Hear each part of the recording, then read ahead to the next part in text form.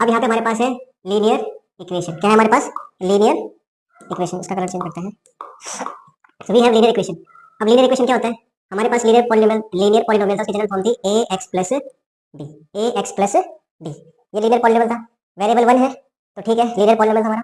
जब हम इस पॉलिनोमियल को इज इक्वल टू 0 रखते हैं, equivalent to 0, so it became linear equation. क्या बन जाता है ये? Linear equation. Linear equation.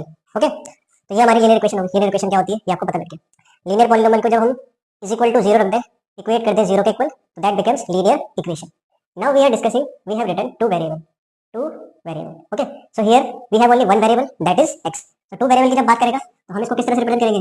a x, एक वेरिएबल हमारा x हो गया, plus b y plus b y plus c कोई constant term is equal to 0।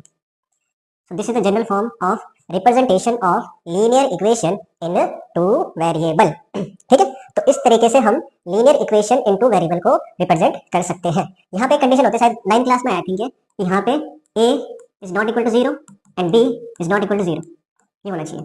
ये कंडीशन सेटिस्फाई होनी चाहिए कि a भी 0 के इक्वल ना हो, b भी 0 के इक्वल ना हो। क्यों? क्योंकि अगर a 0 हो जाता है तो केवल by plus c बच जाएगा, that is linear equation in one variable। Okay, and अगर b 0 हो जाता है तो क्या बच जाएगा? केवल ax plus c, that is also linear equation in one variable, but we are talking about linear equation in two variable। okay, so that's why it should be mandatory that a and b should not be equal to 0। okay,